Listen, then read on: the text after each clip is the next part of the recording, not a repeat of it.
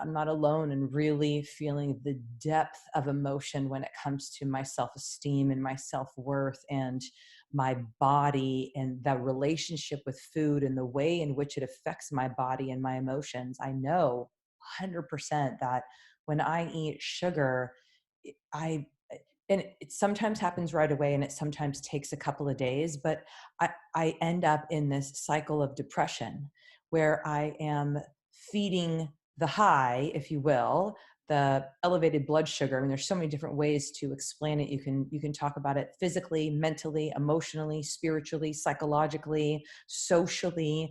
There's so many ways in which sugar in particular, but also flour, because flour turns straight to sugar.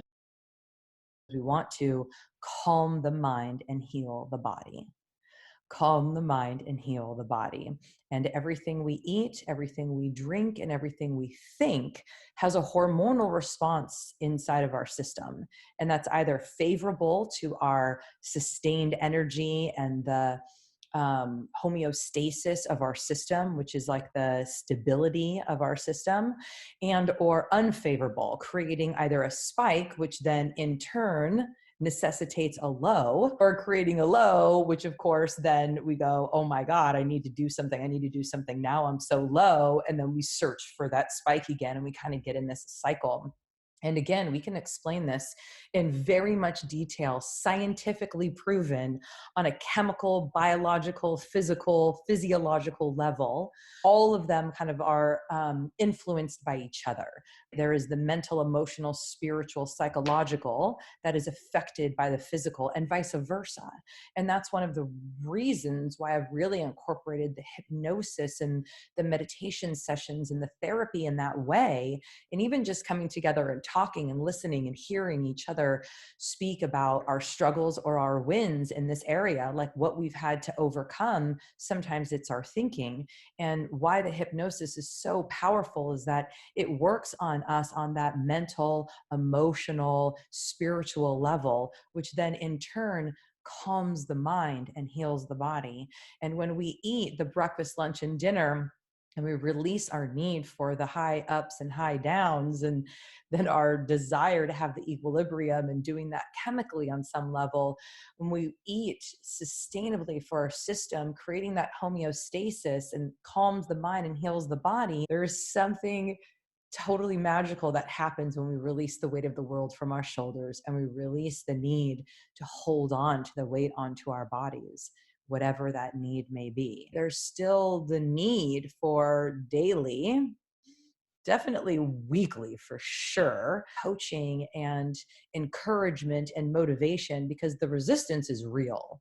The resistance is real. There is a part of us that is so afraid to fail, so afraid to succeed.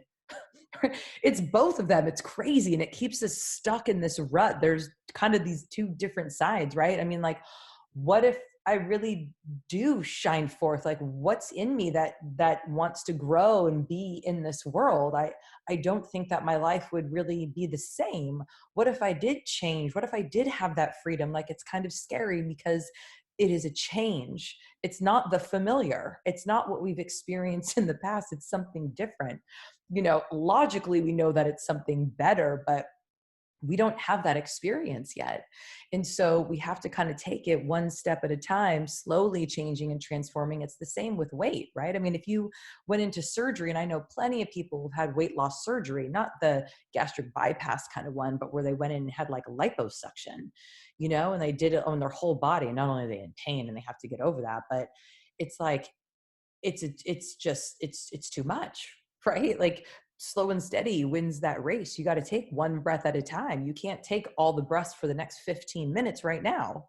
Right? Like, it takes time. Like, all the different systems need their space and their place to be, to live, to thrive, to understand the change and have it be one step at a time. It's really powerful to get in this moment, because every moment that we come to, every change, every transition requires us to gather the knowledge and the wisdom from the past to be able to take that time to decipher what it is that we want to bring with us into the future.